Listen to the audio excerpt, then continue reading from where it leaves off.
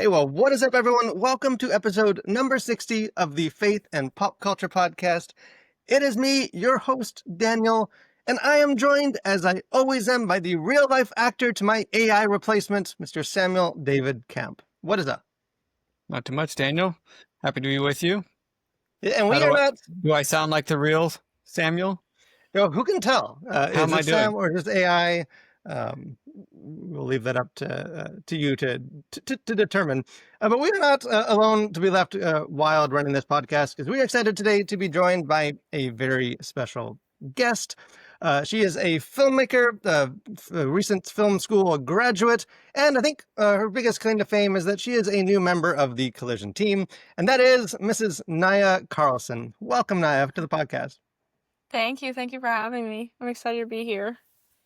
So there's been some rumors saying that you've been working with us now for 2 weeks, and the rumors are that these have been perhaps the highlight of your life, the best, the peak of these 2 weeks. I don't know if you want to confirm or deny, but it's been fun. Yeah. No comment. Wise. Well, so wise. Well played. So we have a couple of good things to get into this week. Obviously, as we teased from the get-go, the big story is that AI is taking over our life, and the apocalypse may be closer than we even realized with the advent of AI actors and all that controversy is going around. So we'll definitely get into that. But we wanted to bring Nyah on and kind of pick her brain a little bit, just sort of some of your experiences, let people get to know you as, your journey as a filmmaker, and now that you're a part of this team. But why don't you share just a little bit about sort of your background, your experience as a creative, as a filmmaker, and kind of what led you to where you are now? Yeah, definitely. Well, I graduated from Georgia State, go Thurs, in May of 2024, and I was able to make a good amount of short student projects there, and I met the creative team that I still work with now on our independent films, one of which is like my creative partner on everything. His name is Mike Amott. He's a musician as well, has really great stuff, so definitely check him out. I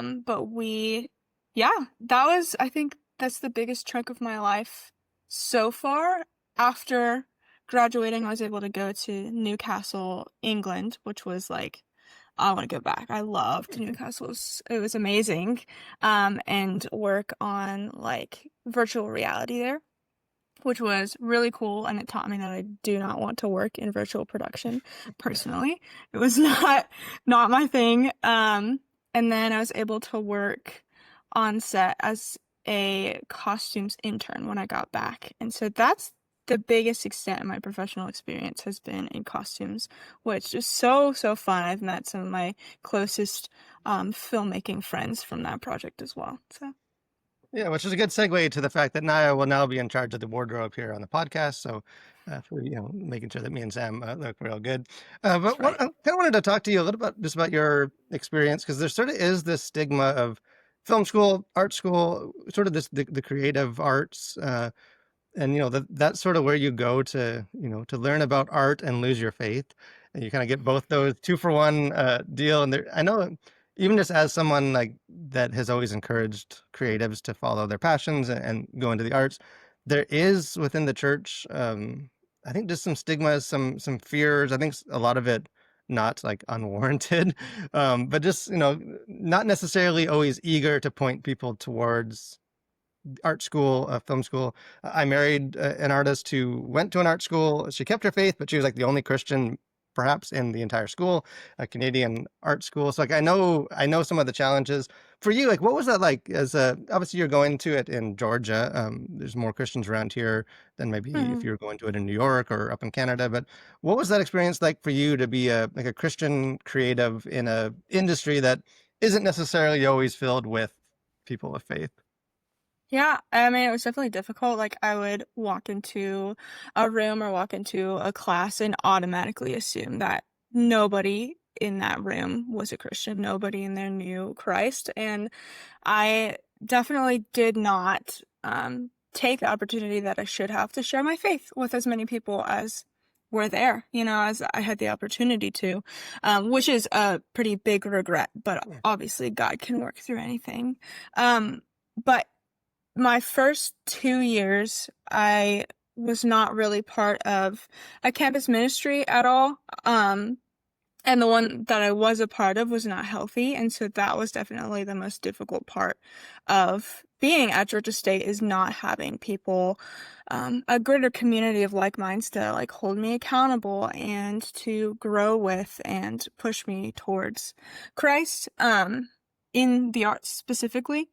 And then I found the Baptist Collegiate Ministry the end of my sophomore year, and got really involved my junior year, and maintained that involvement my senior year.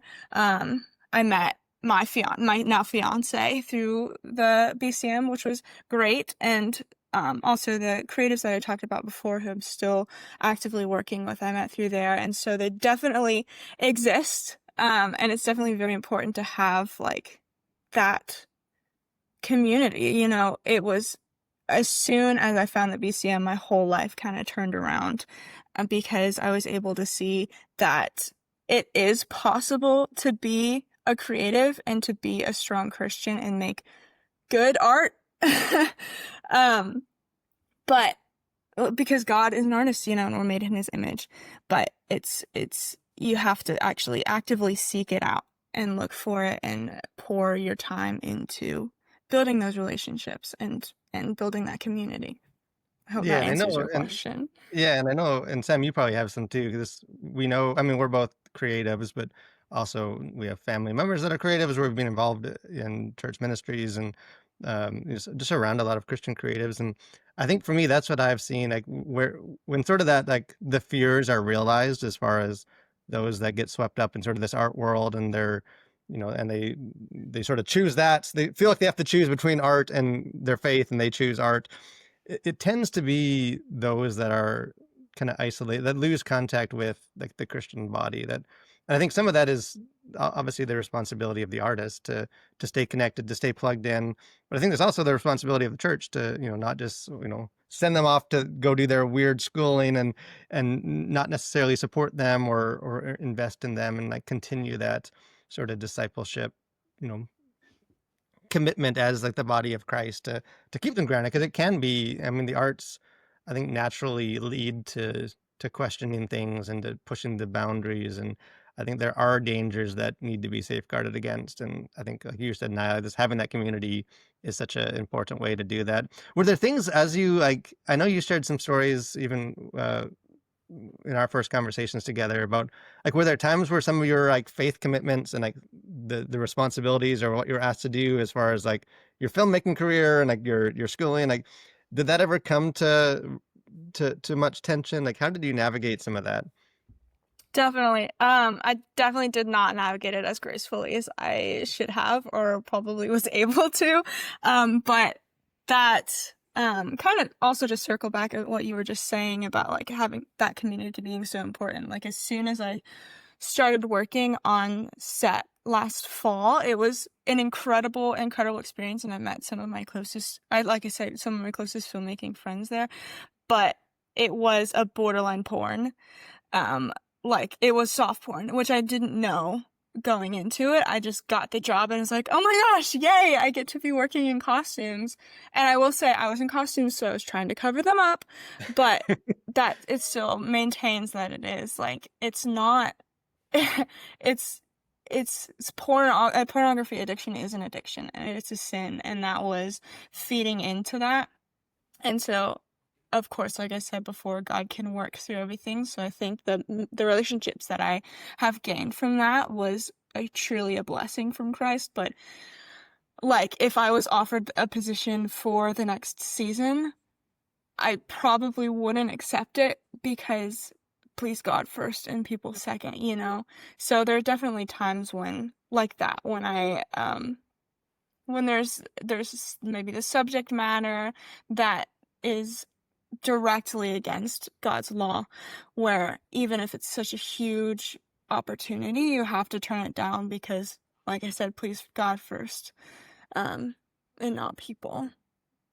Yeah, and it is, I mean, like I said, my wife went to art school, and you have like today we're going to be painting the naked people, and here they are. And it's like, okay, how do you navigate some of this, like sort of some of this world? Did people know like that you were a Christian on set? Like I know there's, and it tends to be from people that are outside of the creative world. I think that like, there's sort of this expectation that you sort of go in there guns blazing and you're just going to like, anyone, you're just going to be evangelize and kind of skip over the relationship building part of, like I think the people that probably have the most impact in the industry are those that are capable within the industry and doing their job and building relationships long term. And otherwise you're not going to probably get invited back to many sets if you're setting up your pulpit to preach instead of doing your job. Like did many people know about your faith? Like how did you sort of navigate some of that? Like were you, again, you said maybe you would do it differently. I think we could all say that about stuff, but Yeah. like how did you sort of navigate some of that? I think evangelism can be really like traditional evangelism, where you're talking directly about the gospel and sharing Jesus with people is so powerful, but it also can be a pretty, like, it can turn into a pretty legalistic thing. Like you're saying, coming in guns blazing, and that is going to push people away more than it pulls them to Christ. And so, a comfort, first of all, is that, it's ultimately between them and God. But if you're living out, and this is what I try to do, like if you're living out a godly life, and when God comes up, look, you talk about him and you don't hide your faith, but you're not coming in like you guys are all sinners and you need to follow God. You need to obviously build those relationships. And so the people, I will say the people that I still have a relationship with now all know that I'm a Christian, and they all hopefully know my beliefs. I really don't know to what extent they know, but I know that they've seen how I communicate with people and seen how I love people, and I can only pray that that is glorifying to God.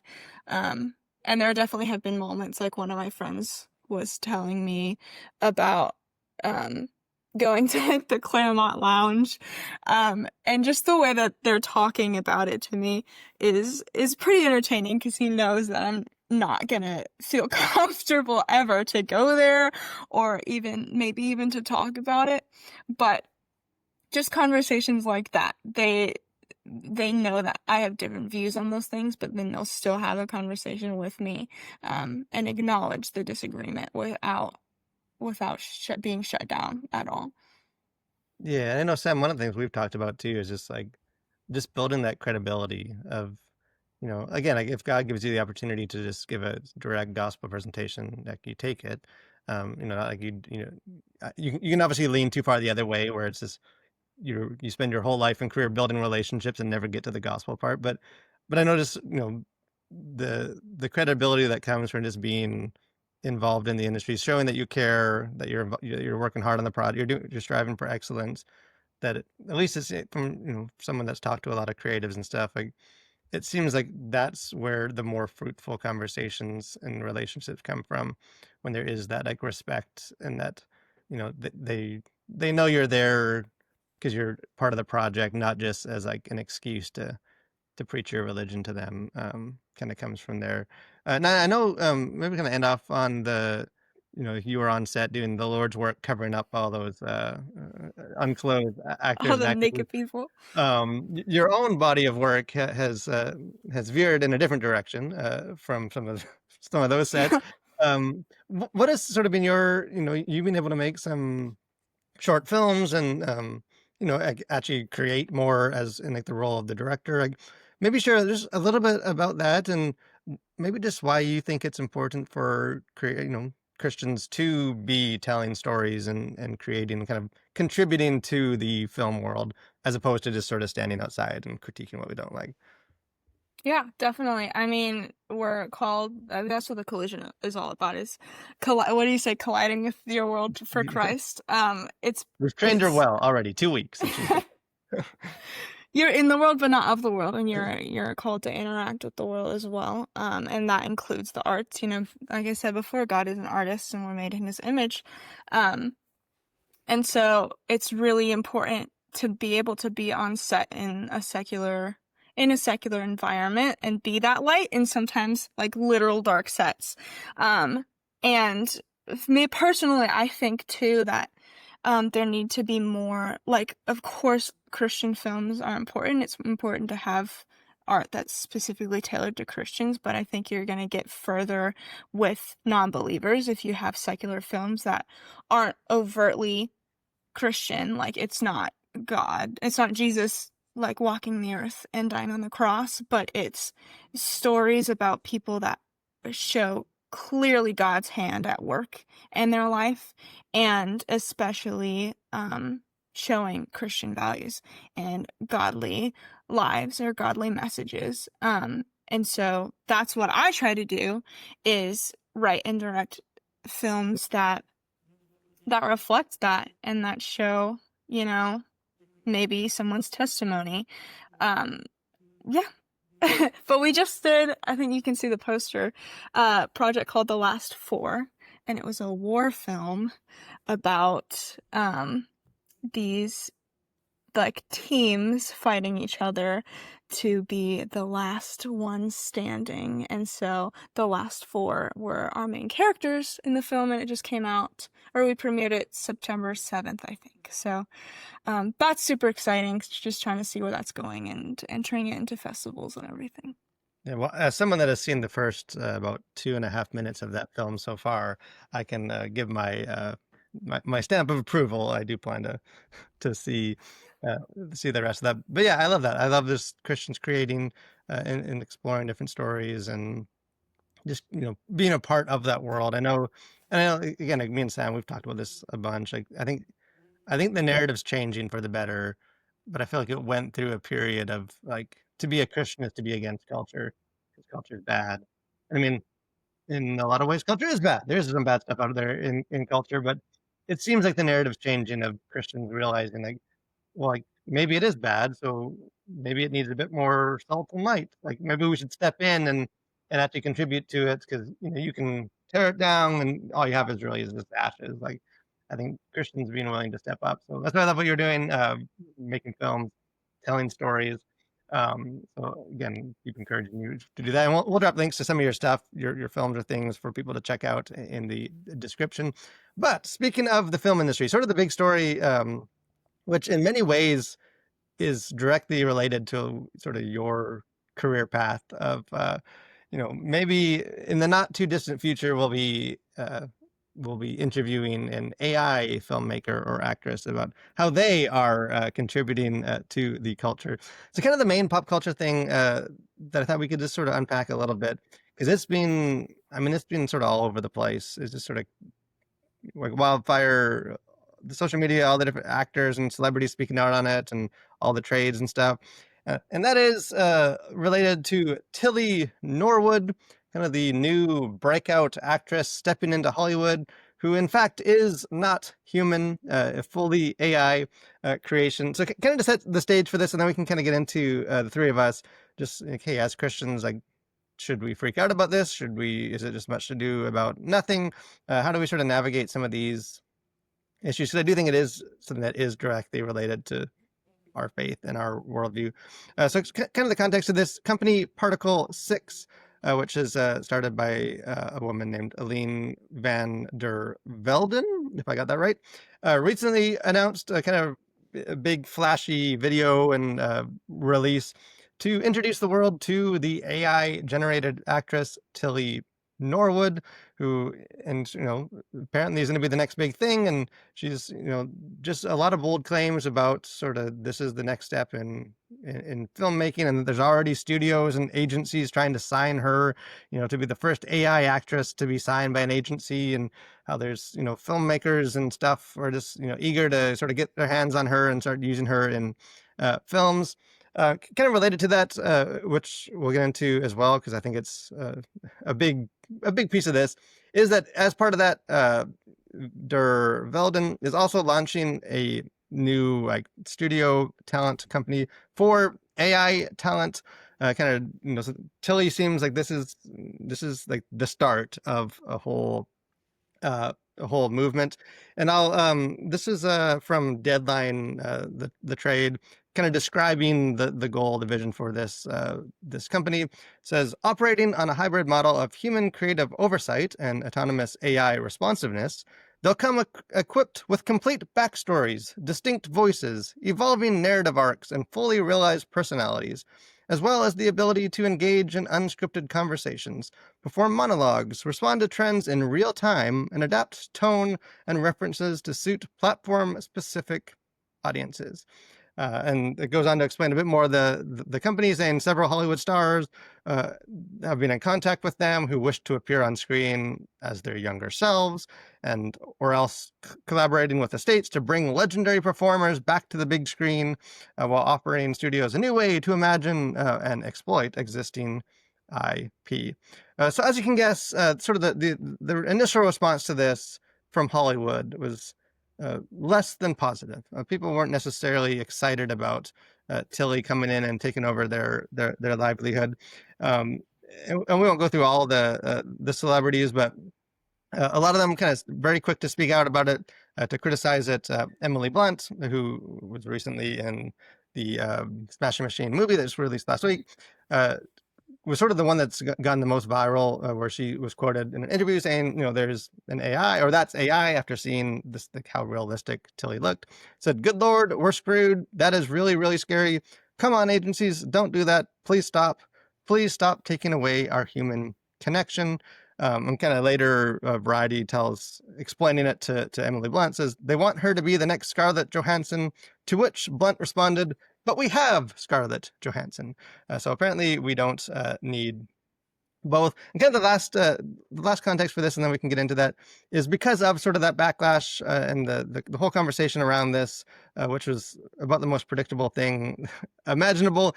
Tilly, or like her creator and the company, did sort of come out with a statement, sort of addressing the backlash.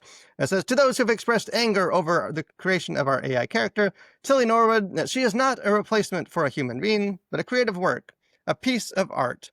Like many forms of art before her, she sparks conversation, and that in itself shows the power of creativity."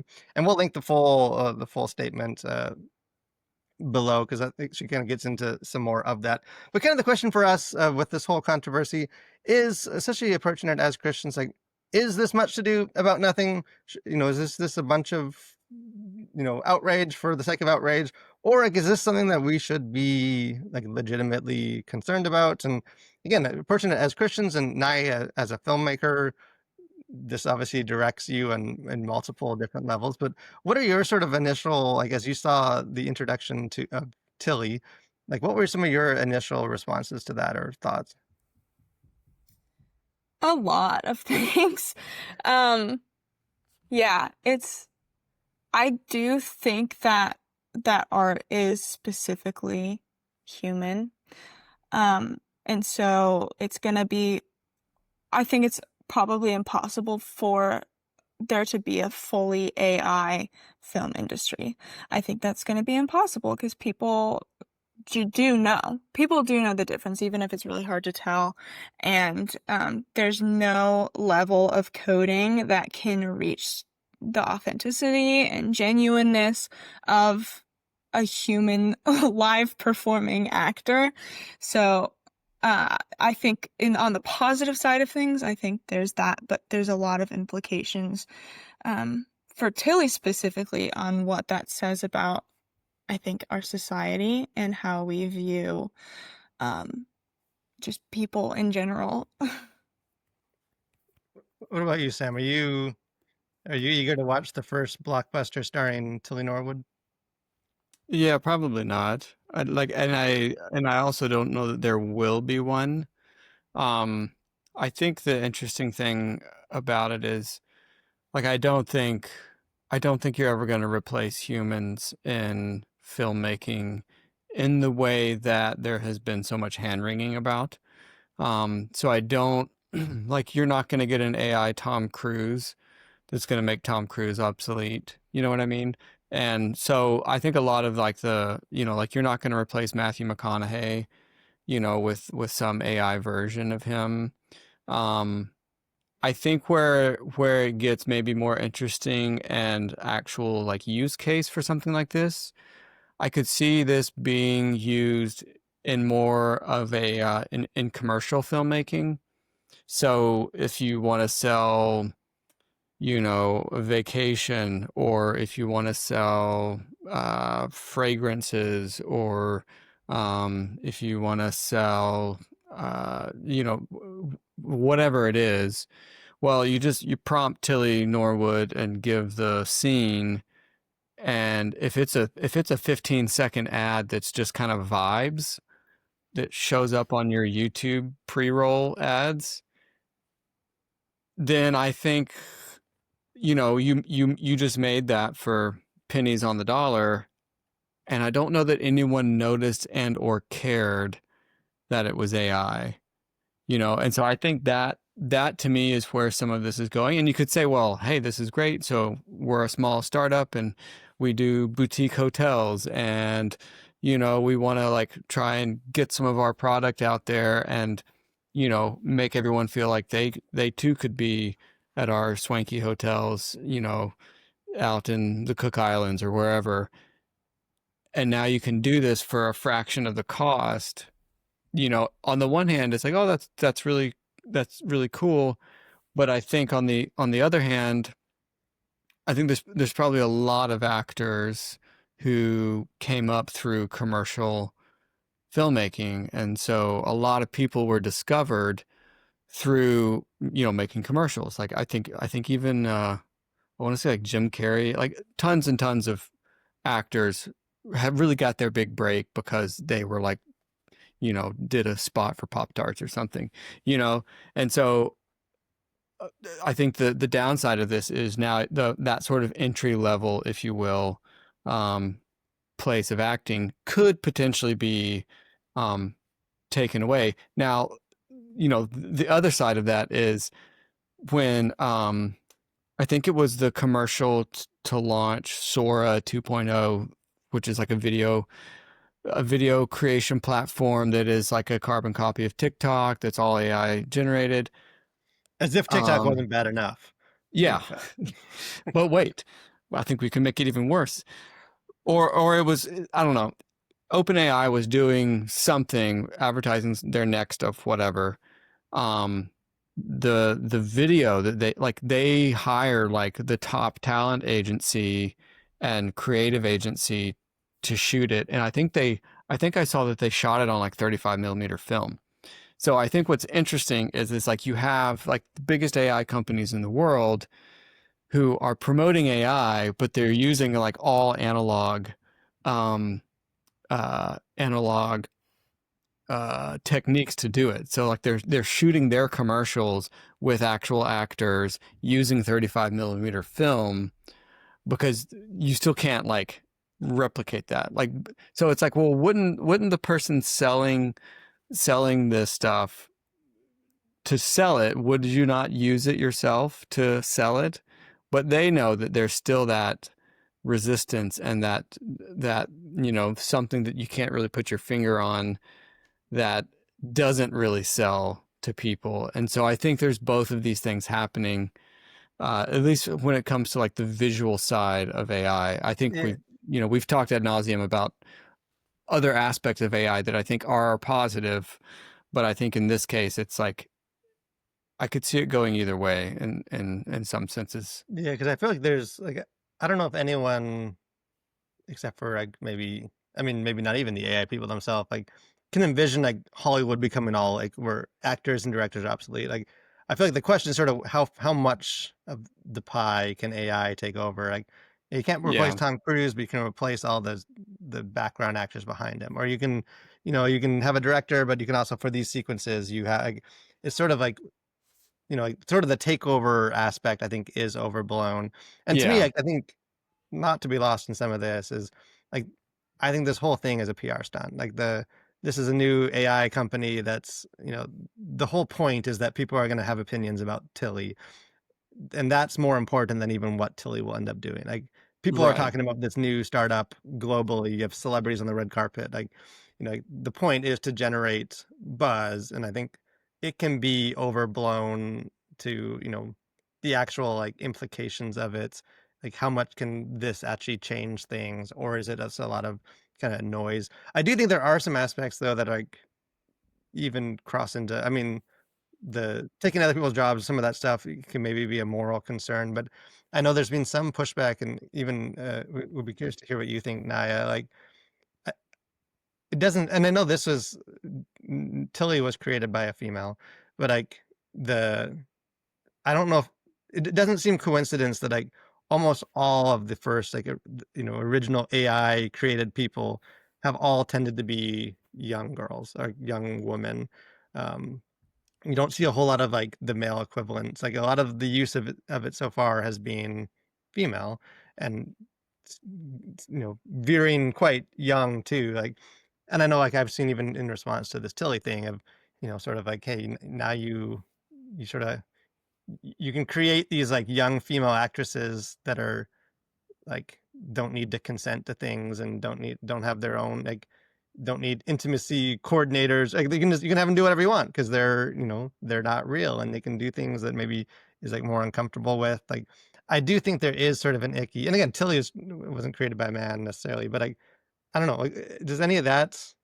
Have you thought about any of that now? Like there is, at least to me, Yeah. sort of an icky component of just like I think a lot of the ways that these sort of Tilly characters are going to be used, like the most overtly, is going to end up being in very like immoral, like pornographic, like icky ways. That's what worries me. That's the thing that honestly worries me the most. Especially because there's like a comedy sketch that they came out with to launch Tilly, and I think it's an AI generated character, but one of the characters says, I can make her do whatever I want. And then a long time ago too, I forget what film it was for, but it was another animated thing where they were like, this is the future of film. Everything's gonna be hyper real, like AI, and the creator of that said the same thing about that character. I think it was Aki Ross or something. I think that was her name. And it's that's the thing that worries me the most, is because they are objects. It's a bot. You're only further objectifying women in an industry that's already dominated by men and built on the premise of objectifying women. Yeah, it's really worrying, I think. And it's also worrying that they're talking about some actors are working with them to bring back their younger self. So it's not even like, if we're still specifically talking about women, like it's talking about that pressure of staying young and staying fit and staying perfect. And then, I mean, even with the men, like aging is part of life, and I think there's a lot of beauty in that, and we're so scared of that, and this only furthers the kind of unnatural progression of Hollywood and Hollywood actors, if that makes sense. Yeah, and I think so much of it just seems like it's very much born out of sort of the stereotypical sort of male fantasy view of like this isn't even replicating like real life people as much as it is like sort of this like male fantasy about sort of this ideal woman and what they would look like, and they're young and they're pretty and they the way they act and stuff, and which I think is like a valid concern. Like I think that's been ongoing obviously through things like video games and other entertainment things or just social media. Like it's not like a new concern, but it does seem like an extension of it that I think there are some icky moral things that I think are worth as Christians thinking through as far as how we approach things like that. I did think, like you said, Nia, like for me, like I think there will be areas that this sort of stuff actually has an impact, and most of it's going to be in shady, kind of icky ways. But like, the reason I still get somewhat skeptical about like the full blown panic of it is because like I do believe that like art is a human thing. Like I think if paint falls off the shelf at a store on its own, or a rock slide, like we don't stop and admire the sculpture or something. Like it's like it's we the human element is a major part of what makes us admire art and makes the beauty of it, that is not, just random. And I know we talked about Sam, when was that, a couple weeks ago, with like the Taylor Swift stuff, that I feel like so much of her popularity and like connection has nothing to do with her music. Like it's who she is. Like it's her whole brand, and Yeah. like it's that people know her, and we grew up with her, and she writes on behalf as a a voice, vocal for our experiences, and or even like you said, like Tom Cruise, like it's cool to see him ride a motorcycle off a cliff. Like that's gonna be cool regardless. But I feel like what makes that so amazing is the fact that like we all know he rode a motorcycle off a cliff. Like he's what, pushing 70, and he's doing all these hanging from an airplane, and like we've seen the videos of him like hanging from a literal airplane. And like that I feel like is where the appeal comes in of like the Mission Impossible movies, beyond sort of just the empty spectacle. And and I think like AI, it's funny, like some of the video that announced Tilly, like, had her, like, on, like, a red carpet and stuff, and it's like, but, like, she can't do that, like, like, Yeah. you can generate her on a Not red yet. carpet in a video, but, like, you can't put her on a doing press interviews with Variety on a outside of a theater on the premiere, and coming out of her limousine, like the way that you can have a Scarlett Johansson like sell her movie, and you know have that interaction like real life. That I just think there are that sort of human connection. Like I think you can replicate the appearance of humanity, and you can like replicate aspects of it. I just don't think it will ever be able to like actually replicate like the human connection at the center of art. And I mean, like, until they crack that code, which I don't think they will, like, I I'm just skeptical that, like, AI is ever gonna really become up to the level of the fear and the hand-wringing of like, to me, and maybe it's just 'cause I'm not really a tech guy, but, like, it almost falls, I think it's a more valid concern, but it almost falls in the category of, like, the NFTs, where it's like, there was so much talk about how that was just gonna radically change everything, and it's the new future, and, like, it's a bunch of tech people trying to tell you how important it was, and it's like, but I feel like most normal people realize, like, it's nothing. It's just some thing, it doesn't, you can't, it's not tangible, like, it doesn't, there's really no weight to it. And I don't know the last time I heard anyone talk about their NFTs, like, maybe that's just not my circle. Like, to me, and, like, I think AI stuff is, there are more easy applications, and you can replicate stuff more than, like, an NFT sort of thing. But to me, it sort of falls in that category of, like, yes, it's a real thing, but, like, maybe pump the brakes a little bit. That, like, I think enough people, as evidence from the backlash to this, like, at least as of now, still think it's weird and we don't want it, that, like, I just don't see it ever being adopted other than, like, in segments, like, maybe as its own genre, AI movies, and we sort of watch those, or else being used in things like pornography, or those areas. But as far as like a mainstream thing, I don't know. Like, am I crazy? Like, are you guys more like put more validity to it, or is it?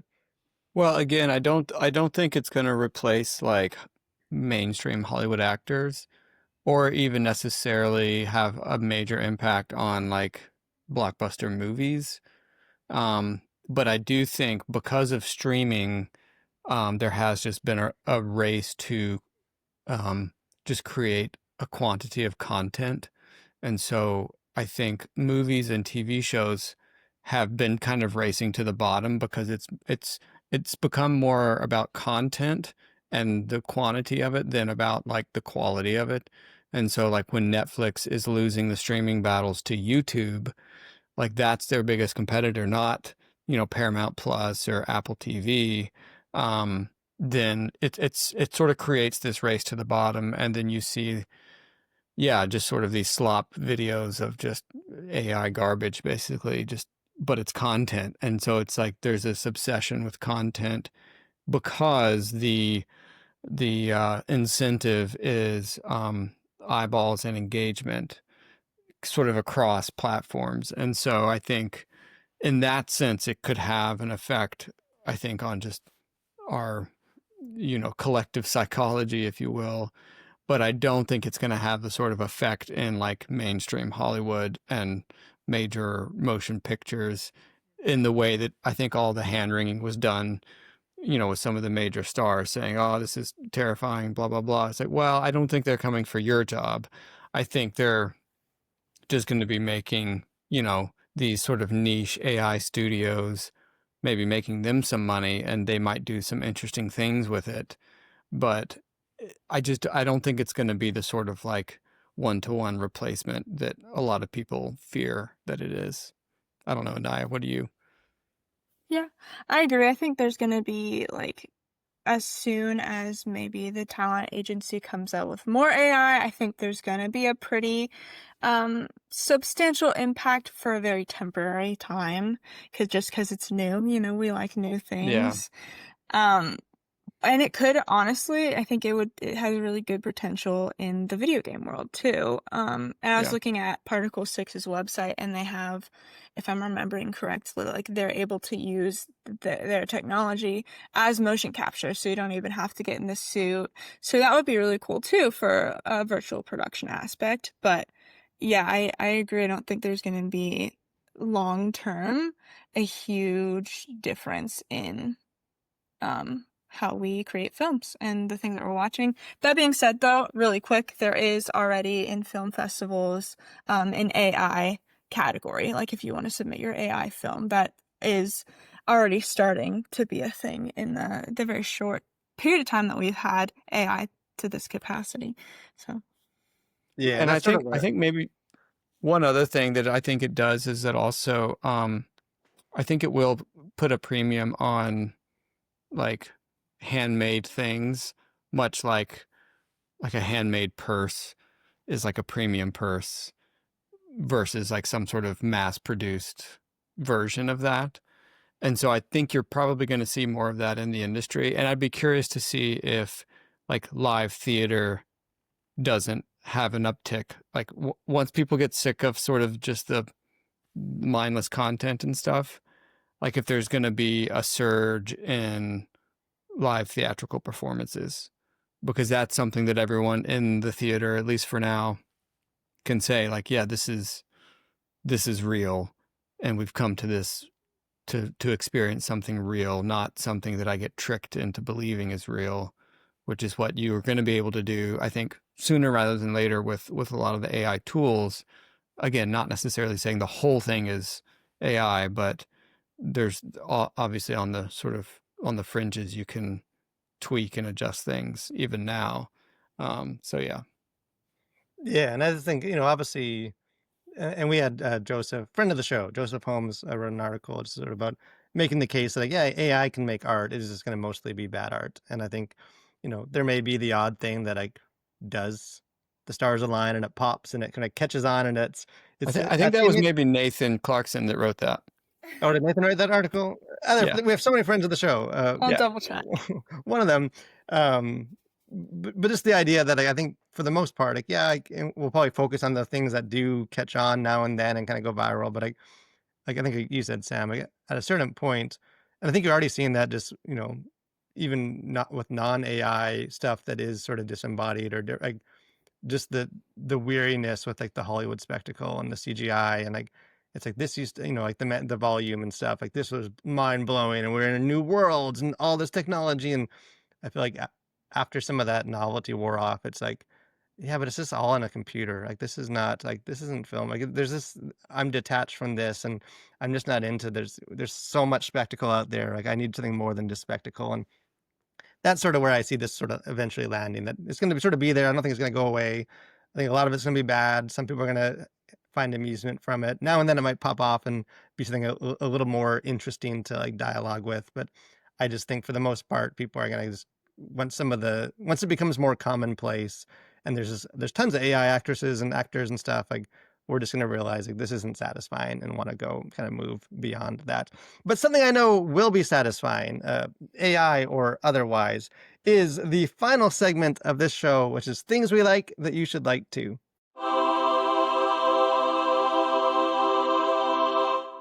So Nyah, you are a first-time guest here on the podcast. So the honor is all yours to finally give this podcast some good suggestions after 60 episodes of me and Sam. So what is one thing that you like that the rest of us should like to? Over the past year, I think one of my hyperfixations has been the Red Rising series by Pierce Brown. Have either of you read it? I have read it. No. You have? have? I have not. Wow. Well, it is basically the first book, at least, is The Hunger Games in Space for adults. And I mean, it's just so well written, and I got really kind of, honestly, when I was in my unemployment era, one of my favorite eras of life, I would just wake up and read the Red Rising series like all day and kind of learned how he wrote too. So I guessed some of the plot twists, which was very satisfying. But it's a really great series. If I could work on the movie or TV show, that would be a dream come true.